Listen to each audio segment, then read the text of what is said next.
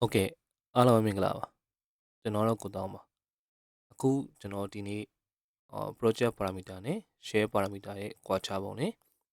အသုံးပြုပုံတွေကိုကျွန်တော်တို့ဒီနေ့လေ့လာကြည့်အောင်အဲ့တော့ကျွန်တော် Revit မှာကျွန်တော်တို့ project parameter နဲ့ share parameter ဆိုပြီးရှိတယ်အဲ့ဒီနှစ်ခုက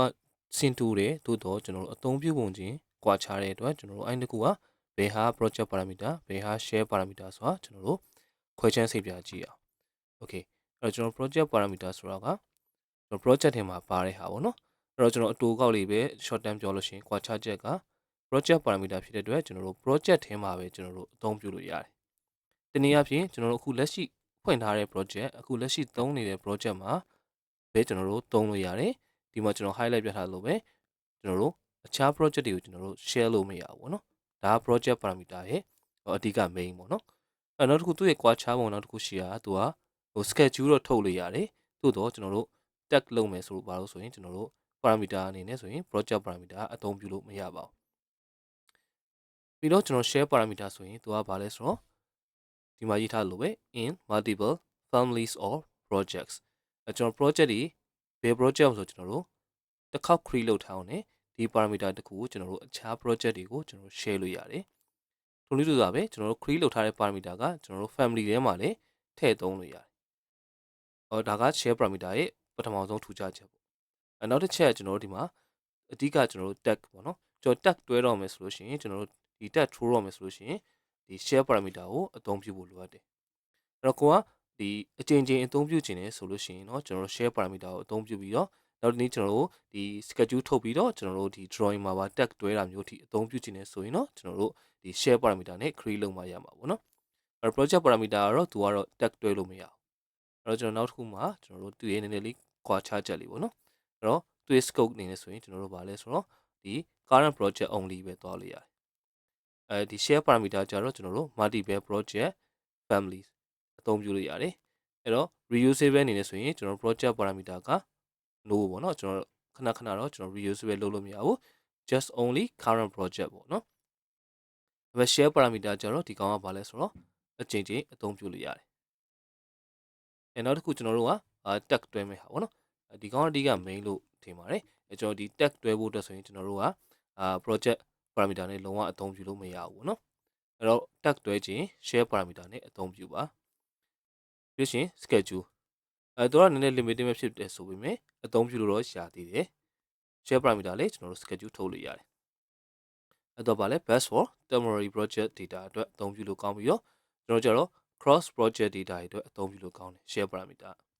အဲ့တော့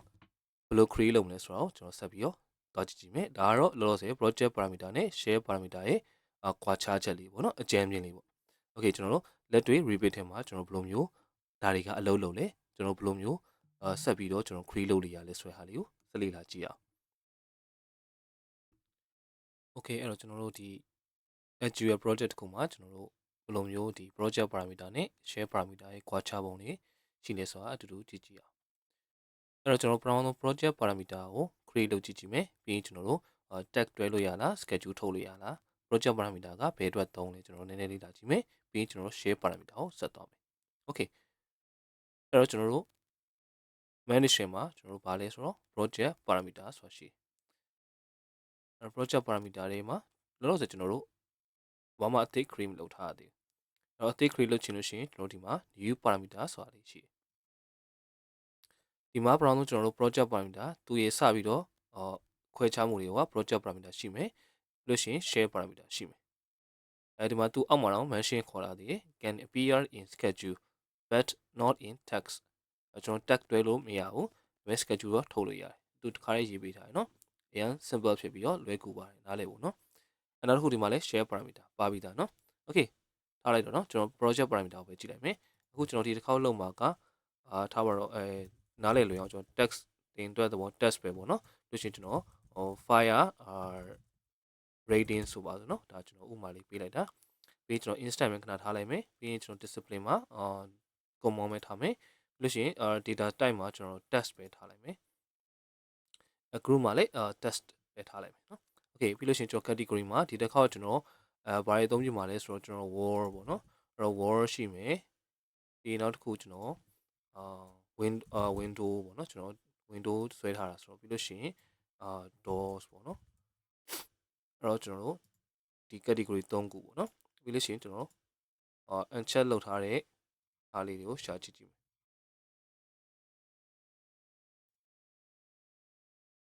okay ကျွန်တော်အဲ့တော့ wall ရှိပြီ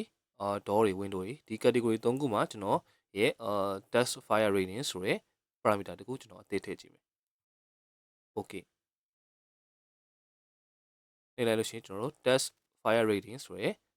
parameter တခုကျွန်တော် create လုပ်ပြီးသွားပြီပေါ့နော်အဲ့တော့ကျွန်တော်တို့ဒီမှာပုံမှန်ဆိုရင်ကျွန်တော်တို့ view လေးမှာမထည့်ထားတဲ့အတွက်ကျွန်တော်တို့ floor planning မှာတော့ပါမှာမဟုတ်ဘူးဒါပေမဲ့ကျွန်တော် wall တခုကိုကျွန်တော် select မှတ်လိုက်မယ်ဆိုပါစို့အဲ့ဆိုရင်ကျွန်တော်မှာနောက်ထပ်ကျွန်တော် create လုပ်ထားတဲ့ text ထဲမှာ text fire rating ဆိုတဲ့ဟာပေါ့နော်ဆိုတော့ naming ကတော့ကျွန်တော်ဒါအဆင်ပြေတယ်လို့နားလည်လွယ်အောင်ပေးထားပါပေါ့နော်အဲ့တော့ဒီမှာကျွန်တော်ရဲ့ parameter တခုဝင်လာပြီနောက်တစ်ခုကျွန်တော် doors တခုတောင်းနေမယ်ဆိုလို့ရှိရင်လည်းကျွန်တော်တို့မှာ test ထဲမှာ test fire rating ဆိုတာလေးပေါ်လာပြီပေါ့နောက်တစ်ခု window what is window okay ဒီမှာเนาะကျွန်တော် window ဒီမှာလေကျွန်တော်တို့ဒီမှာ test fire rating ဆိုရင်ကျွန်တော် parameter တခုဝင်လာပြီအဲ့ဒါက project parameter ရဲ့ creation ပေါ့နော်project parameter အလုပ်လုပ်ပုံပေါ့ကိုဆက်လေ့လာကြည့်အောင်အဲ့ဒါကကျွန်တော်ဒီမှာ schedule ထုတ်လို့ရလားဆိုတော့ကျွန်တော်တို့ schedule ထုတ်လို့ရတယ်ပေါ့နော်အဲ့တော့ view တွေက for example ကျွန်တော် schedule တွေမှာထားတော့ schedule ဆိုပြီးကျွန်တော်တို့ဒီမှာ wall ကိုရှာလိုက်မယ်နော် wall အောက်ဆုံးနောက်မှာဖြစ်မယ်အဲ့တော့ walls okay ကျွန်တော်တို့ wall schedule တခုထုတ်မယ်ဆိုရင်ကျွန်တော်တို့ရဲ့ဒီမှာcurrent schedule ထုတ်လို့ရှိရင်ကျွန်တော်တို့သိပြီးသားပေါ့နော်ဒါ category တွေဒီမှာရွေးချယ်ရတယ်အဲ့ဒါမှာကိုလိုချင်တဲ့ category for example wall area လို့ချင်ကျွန်တော် wall ရဲ့ area အဲ့ဒါမှာ wall ရဲ့ထဲမှာပါတဲ့ cost တွေလို့ချင် cost အဲ့လိုပဲကျွန်တော်ချားဟာတွေလည်းပါတယ်ပေါ့နော်ဒီတစ်ခေါက်ကျွန်တော်တို့ထည့်ထားတဲ့ parameter အသစ်တစ်ခုကပါလေခုနကဒီ text fire rating ပေါ့နော်အဲ့ကောင်လေးကျွန်တော်ဝင်လာဆိုရှာကြည့်မယ်ဒီထဲမှာ okay ဒီမှာ text fire rating ဆိုတဲ့ဟာလေးကျွန်တော်တို့ schedule တွေကိုထည့်လို့ရတယ်ပေါ့နော်အဲ့တော့ schedule တွေမှာကျွန်တော်တို့ confirm လုပ်ရတာ schedule တွေမှာကျွန်တော်တို့ create လုပ်ထားတဲ့ project parameter ကဝင်လာပြီပေါ့အဲ့တော့ကျွန်တော် confirm လုပ်ရတဲ့ချက်ကပါလေ project parameter က schedule ထုတ်လို့ရတယ် okay เนาะကျွန်တော်ရှေ့ကPowerPoint မှာပြထားတဲ့အတိုင်းပဲ okay အဲ့တော့ဒါ schedule ကိုကျွန်တော်ထုတ်မလို့เนาะဒီမှာတော့အဲ့တော့ကျွန်တော်မှာထည့်လို့ရလေသိရင်ဒါထုတ်လို့ရဆိုတာလည်းသိသွားပြီလေ okay အဲ့တော့ okay လို့ထားလိုက်အဲ့နောက်တစ်ခုကျွန်တော်တို့ဒီမှာsorry เนาะထုတ်လိုက်ပြီ okay အဲ့တော့ကျွန်တော်ဒီမှာ test fire rating ဆိုတာလေးပါလာเนาะထားပါတော့เนาะမထူးပါဘူးပြလိုက်တော့အဲ့တော့ကျွန်တော် fire rating မှာတစ်ခုခုမှာfire rating ကိုကျွန်တော် level ထားပါတော့ level 1အဆင့်လို့ထားလိုက်မယ်ပေါ့เนาะအဲ့ဆိုကျွန်တော်ဒီမှာ wall schedule မှာလေ level 1တစ်ခုဆိုပြီးကျွန်တော်ပေါ်လာလိမ့်မယ်ဒါမျိုးကျွန်တော်တို့ schedule တွေမှာထည့်သုံးလို့ရသွားပြီပေါ့เนาะ okay အဲ့တော့ဒါက parameter အတွက်ပေါ့เนาะအဲ့တော့ကျွန်တော်ဒီမှာ wall ရဲ့ schedule ပြီးသွားပြီကျွန်တော်ဒီမှာ tag တောင်ထုတ်ထားပြီးသားဖြစ်နော်အဲ့တော့ဒီမှာ tag တစ်ခုရှိမယ်အဲ့တော့ annotate ထဲမှာကျွန်တော်တို့ tag တွဲကြည့်အောင်အဲ့တော့ annotate ထဲမှာကျွန်တော်တို့tag by category နဲ့ tower word ကိုကျွန်တော် click ခေါက်လိုက်မယ်ဒီအထက်မှာရှိတဲ့ category ရဲ့label တော့ကျွန်တော်မသိထားတဲ့အတွက်ဒီကောင်ကျွန်တော်တို့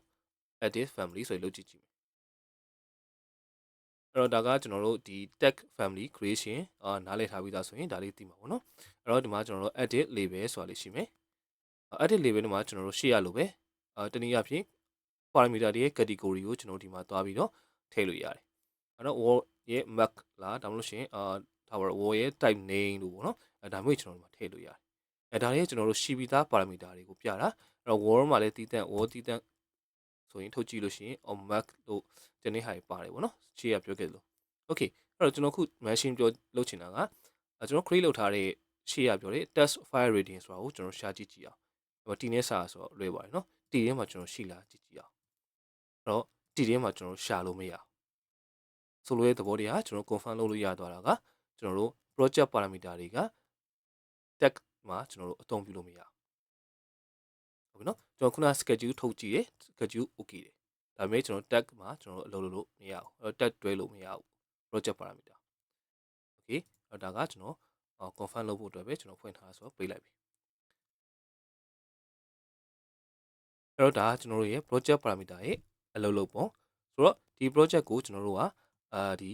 project ထဲမှာရှိတဲ့ project parameter ကိုအခြား project ကိုလည်းကျွန်တော်တို့ share လို့မရဘူးဒီ project မှာတော့အသုံးပြုလို့ရတယ်အသုံးဝင်နေပေါ့နော် okay ဒါက project parameter ရဲ့အသုံးပြုပုံ okay အဲ့တော့ကျွန်တော်တို့ဒီ share parameter ကိုဆက်လေ့လာကြည့်မယ် share parameter မှာကျွန်တော်တို့ project parameter နဲ့မတူလို့ပဲနည်းနည်းလေးပို့ပြီးသူက step လေးပို့ပြီးတော့ပို့လာတယ်ပေါ့နော်သူအသုံးဝင်ပုံလေးကလည်းပို့လာတယ်ပေါ့ဆိုလိုတာ okay အဲ့တော့ကျွန်တော်တို့ဒီ manage tab ထဲကကျွန်တော်တို့ setting panel တွေကကျွန်တော်တို့ share parameter အဲ့တော့ကျွန်တော်တို့မှာ share parameter တခုနှိပ်လိုက်မယ်ဆိုရင်ကျွန်တော်တို့ဒီမှာ file location တွေပေးရတယ်ပေါ့နော်ဒါလေးကပထမဆုံးထူခြားချက်ပေါ့အဲ့တော့ပထမဆုံးကျွန်တော်တို့ share parameter ရဲ့ file location တခုကျွန်တော်တို့စပေးရမယ်အဲ့တော့ကျွန်တော်တို့ဒီမှာcreate လုပ်လိုက်မယ်ပေါ့နော်ဒီတစ်ခါအသစ်ဆိုတော့ကျွန်တော်ရဲ့ဒီမှာshare parameter တခုတိစောက်ဖို့အတွက်ကျွန်တော်တို့ file location တခုထားလိုက်မယ်ဒီကောင်ကိုကျွန်တော် text wall ပေါ့နော်အဲ့လိုမျိုး number လေးတခုပေးလိုက်မယ်အဲ့ကျွန်တော်တို့ရဲ့ file location လေးတခုရသွားပြီပြီးတော့ကျွန်တော် parameter တန်းပြီးတော့ကျွန်တော် create လုပ်လို့မရအောင်ဒီမှာကျွန်တော် click ခောက်လဲဘာမှထူကြမလား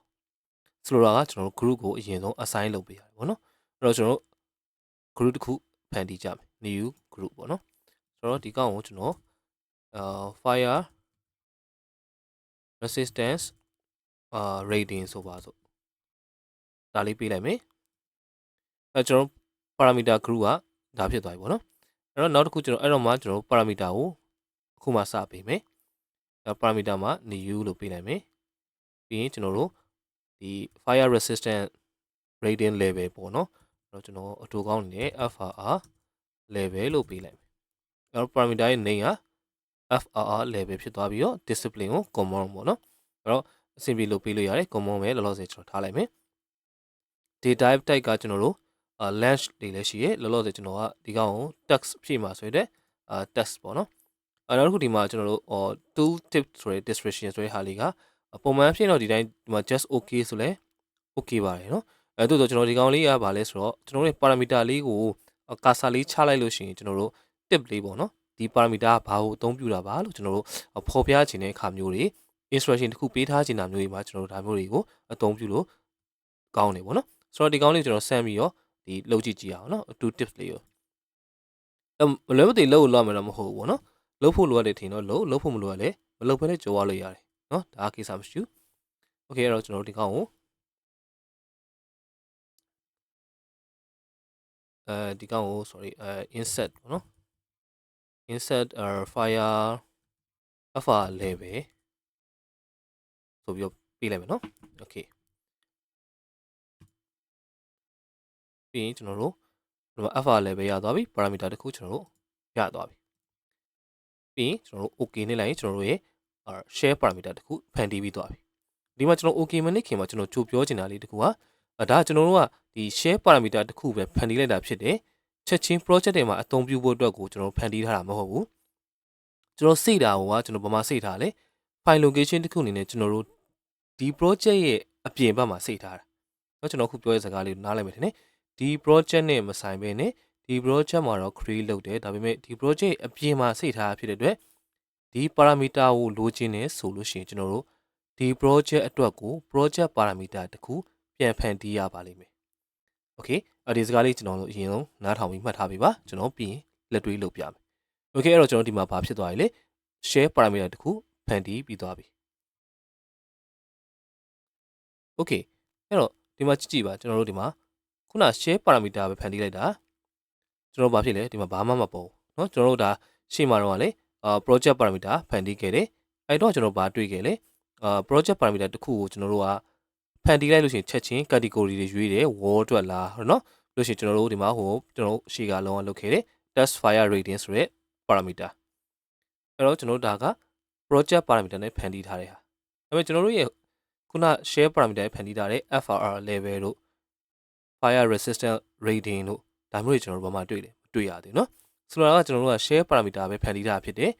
share parameter ကို project ထဲမှာပြန်အသုံးပြုဖို့တနည်းအားဖြင့်နောက်တစ်ခုပေါ့နော် family ထဲမှာအသုံးပြုဖို့ဆိုလို့ရှိရင်ကျွန်တော်ပြန်ပြီးတော့အသစ် parameter တစ်ခုဖန်တီးရပါလိမ့်မယ် okay ကျွန်တော်ဆက်သွားကြည့်လိုက်အဲ့တော့ကျွန်တော်ခုနလိုချင်တဲ့ FRR rating ဆိုတဲ့ဟာကိုကျွန်တော်တို့ရဲ့ wall တို့เนาะခုနကကျွန်တော် project parameter ဖန်တီးသလိုပဲ door ဆို window တို့မှာကျွန်တော်တို့ထည့်သုံးမယ်အသုံးပြုခြင်းနဲ့ဆိုရင်ကျွန်တော်ဘာလုပ်မလဲ project တွေကိုခုနကတော့ project parameter ဖန်တီးတော့လို့ပဲကျွန်တော် manage ကိုသွားမယ် project parameter တခုအသစ်ခေါ်လိုက်မယ်ဒီကောင်က test fire rating ကဘာလဲ project parameter ဖန်တီးခဲ့တဲ့ဟာ အဲ့တော့ကျွန်တော်ဒါကောင်အသစ် new parameter ခေါ်လိုက်မယ်ဒီတစ်ခါပါလဲဆိုတော့ project parameter မဟုတ်တော့ဘဲနဲ့ share parameter လို့ကျွန်တော်ခေါ်လိုက်မယ်ပြီးဒီမှာကျွန်တော် name တွေပါကျွန်တော်ဘာလုပ်လဲပြီးလို့မရတော့ဆိုလိုတဲ့သဘောကကျွန်တော်အပြင်မှာဖန်တီးပြီးသားခုနကဖန်တီးထားတဲ့ဟာပေါ့နော် share parameter ကိုကျွန်တော်ခေါ်မှရတော့အဲ့တော့ select ဆိုကျွန်တော်ခေါ်လိုက်မယ်ဒီမှာကျွန်တော် set ထဲမှာရှိနေတော့ကျွန်တော် fr လေးပဲဆိုတန်းပေါ်လာနော် okay လို့နှိမ့်လိုက်တော့ကျွန်တော်တို့ဘာဖြစ်သွားလဲ parameter data တခုရသွားပြီဒီမှာကျွန်တော်ဘာမှပြင်လို့မရဘူး fr level ပြင်လို့မရဘူး discipline လည်းပြင်လို့မရဘူး data type လည်းပြင်လို့မရဘူးgroup of parameter ပဲကျွန်တော်တို့ဘယ်မှာသွားပေါ်ခြင်းလဲဒီ project ထဲမှာပေါ့နော်မှာ test ထဲမှာပေါ်ခြင်းတာလား green padding properties မှာပေါ်ခြင်းတာလားဒါမျိုးပဲကျွန်တော်တို့သွားတယ်ပေါ့နော်အဲ့တော့ green padding properties ထဲမှာလောလောဆယ်ထားရင်လည်းရတယ်ကျန်တဲ့ဟာထားလိုက်ရ others တွေလည်းထားလိုက်ရနော်ဒီဆိုရင်ဒီတစ်ခါတော့ကျွန်တော်ဒီ fire ratings ဖြစ်တဲ့အတွက်ထူကြပါအောင် green padding properties ဆိုတဲ့ထဲခဏထည့်ထားလိုက်မယ်ပြီး instant နေမှာထားမယ်သူရဲ့ type နဲ့ instant မှာကျွန်တော် instant မှာထည့်သုံးမယ်ဒီမှာမှကျွန်တော်တို့ရှေ့တုန်းကလုပ်ခဲ့တဲ့ project parameter တုန်းကလိုပဲ category တွေရွေးတော့မယ်ပေါ့နော်အဲ့တော့ကျွန်တော်ဒီမှာ wall ဆို wall ပေါ့နော် wall ရဲ့ဒီနောက်တစ်ခုကျွန်တော် doors ရဲ့နောက်တစ်ခု window ပေါ့ okay အဲ့တော့ကျွန်တော်ဒီမှာ3ခုပေါ့နော်အဲ့တော့ကျွန်တော်လုပ်ထားတဲ့ဟာက doors wall windows အဲ့တော့ကျွန်တော်3ခုဖန်တီးပြီးသွားပြီ okay လို့နှိပ်လိုက်မယ်ပြီး okay ပေါ့အဲ့တော့ကျွန်တော်တို့ဒီမှာ wall တစ်ခုကိုနှိပ်လိုက်မယ်ဆိုလို့ရှိရင်ကျွန်တော်တို့ group ထဲမှာပါလဲဆိုတော့ green padding properties ထဲမှာ fr level ဆိုကျွန်တော်ပါလာပြီအဲ့ကောင်ဒီမှာကျွန်တော်မှ file resistant level ကိုကျွန်တော် level 1လို့ပေးလိုက်မယ် L1 ပေါ့နော်ဒီ wall ကျွန်တော်ပေးထားလိုက်ပြီပြီးကျွန်တော်တို့ပထမဆုံးစမ်းတက်မယ် confirm လုပ်မယ်ဟာက project parameter တော့လို့ပဲကျွန်တော်တို့ schedule ထုတ်ကြည့်မယ်schedule ကိုကျွန်တော်တို့ view ထဲမှာပေါ့နော်ထုံးစံနဲ့ schedule တွေက schedule quantity ဆိုပြီးတော့ကျွန်တော်တို့ဒီမှာ wall ဆိုပြီးတော့ wall schedule လေးထုတ်လိုက်မယ်တော့မယ် wall တွေမှာပြီး okay ပြီးဒီမှာကျွန်တော်တို့ဒီမှာ category တွေရှေ့ရရွေးခဲ့လို့ပဲ area လို့ပါတော့ဗောနော်ဆိုတော့ဒီမှာကျွန်တော်တို့အခုလိုချင်တာကကျွန်တော်ရဲ့ fr level ဆိုတာအခုပေါ်လာပြီပြီးကျွန်တော် okay လို့နှိပ်လိုက်မယ်နော်ဆိုတော့ဒီမှာကျွန်တော်တို့ fr level ကျွန်တော် wall တစ်ခုပဲကျွန်တော် L1 လို့ပေးထားတာဖြစ်တဲ့အတွက်ဒီမှာဒီတစ်ခုပဲပေါ်တယ်ဗောနော်ဆိုလိုတဲ့ဘောကကျွန်တော်တို့ရဲ့ share parameter နဲ့ဖန်တီးထားတဲ့ဟာကလည်း parameter ကလည်း schedule ထုတ်လို့ရတယ်ဟုတ်ပြီနော်အဲ့တော့ schedule ဆန်ပြီးသွားပြီကျွန်တော် confirm ပြီးသွားပြီ project parameter ရော share parameter ရောနှစ်ခုလုံးကကျွန်တော်တို့ schedule ထုတ်လို့ရတယ်အဲ့ဒါကိုကျွန်တော်တို့လေ့လာပြီးသွားပြီ confirm ဖြစ်သွားပြီနောက်တစ်ခုကျွန်တော်တို့ tag တွဲမယ်နော်အဲ့တော့ကျွန်တော်တို့ schedule ကိုကျွန်တော်တို့ဆန်းပြီးသွားပြီအဲ့တော့ project parameter လည်းအဆင်ပြေတယ် share parameter လည်းအဆင်ပြေတယ်ဒီတစ်ခေါက်ကျွန်တော်တို့ tag ပေါ့နော်အဲ့တော့ project parameter တော့ကကျွန်တော်တို့ဖန်တီးလို့မရခဲ့တဲ့ tag ကိုကျွန်တော်တို့ဒီ share parameter မှာရလားမရလားကြည့်ကြည့်ရအောင်အဲ့တော့ကျွန်တော်တို့ annotate ထဲမှာ tag by category ပေါ့ဗျာအဲ့တော့ကျွန်တော်ကောက်ထိုးလိုက်ပြီဒီကောင်က tag ကကျွန်တော် area ဟိုယူထားတာဖြစ်မယ် maybe เนาะအဲ့တော့ is okay ကျွန်တော်ကခုလောစေရဘာကိုယူမှာလဲဆိုတော့ခုနက fr rating ဆိုတဲ့ဟာကိုကျွန်တော်တို့ကဖန်တီးမှာဖြစ်တယ်အဲ့တော့ဒီကောင်ကိုကျွန်တော် edit family ဆိုပြီးတွားလိုက်မယ်ဒီမှာကျွန်တော် area ယူထားပါတော့ label အဲ့တော့ edit label ဆိုပြီးကျွန်တော်တို့ဒီတစ်ခေါက်မှာကျွန်တော်တို့ fr ကိုဖန်တီးမယ်ပေါ့เนาะအဲ့တော့ကျွန်တော် wall ထဲမှာကျွန်တော် fr ဟာကိုကျွန်တော်တို့ဖန်တီးမယ်အဲ့တော့ဒီမှာကျွန်တော်တို့ဒီမှာဆိုရင် f ထဲမှာဆိုရင်ကျွန်တော်ကြည့်လိုက်လို့ရှိရင်ကျွန်တော်ရှိလားဆိုတော့ဒီမှာ family name တို့ fire rating တို့เนาะကျွန်တော်ဒါပဲပါကျွန်တော်မရှိနေအဲ့တော့မရှိနေဟာကိုကျွန်တော်တို့ဘယ်လိုဖန်တီးမလဲဒီတစ်ခါတော့ကျွန်တော်တို့ကအသစ် create လုပ်မယ်เนาะအဲ့တော့ဒီနားလေးတစ်ချက်ကျွန်တော်တို့နည်းနည်းနားလည်မှုလွယ်တတ်တယ်တချို့တွေအဲ့တော့ share parameter ကကျွန်တော်တို့က family တိုင်းကိုကျွန်တော်တို့ share လို့ရတယ် project တိုင်းကို share လို့ရတယ်ရှေ့ရတော့လို့ပဲကျွန်တော်တို့ project တွေထည့်ခြင်း project parameter အဖြစ်နဲ့သူကအသစ်ဖန်တီးရတယ်ထို့တူပဲကျွန်တော်တို့ဒီမှာလေ family ထဲမှာလေ family ရဲ့ parameter တစ်ခုအနေနဲ့ကျွန်တော်တို့ဖန်တီးခြင်းတယ်ဆိုလို့ရှိရင်သူ့ကိုလည်းအသစ်ဖန်တီးရတယ်ဒီနားလေးရှင်းမယ်တယ်နော်အဲ့တော့ကျွန်တော်ဒီမှာပါလေအသစ်ဖန်တီးရမယ်အဲ့တော့ create ကျွန်တော်တို့ new ဆိုပြီးတော့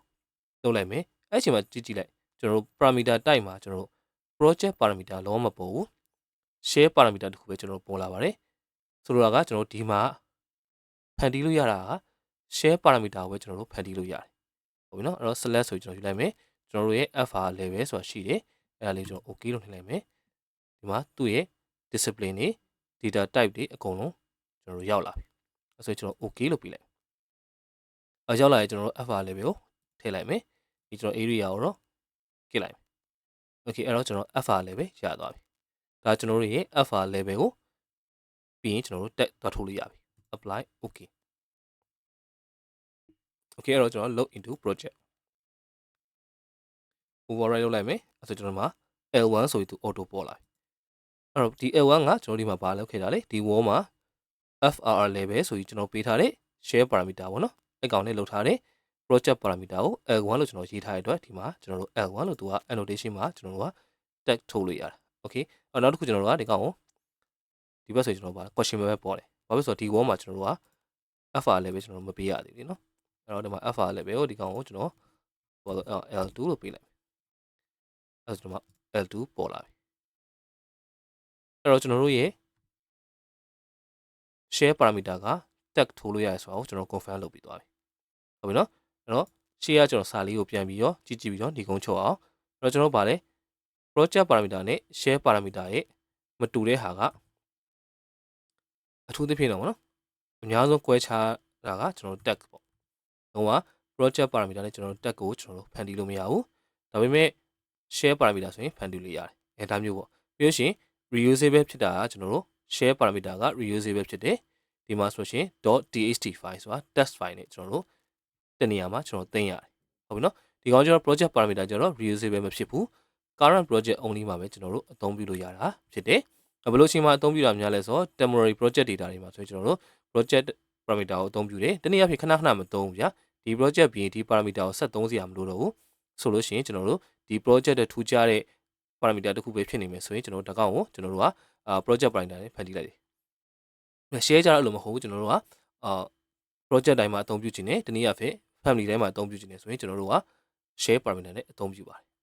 okay အဲ့တော့ကျွန်တော်ရဲ့ဒီ project parameter နဲ့ share parameter ရဲ့ခွဲခြားပုံမတူပုံလေးတွေအသုံးဝင်ပုံလေးတွေကိုကျွန်တော်တို့ဆွေးနွေးပြပါပြီအဲ့တော့အားလုံးပဲနားလည်မယ်လို့ထင်ပါတယ်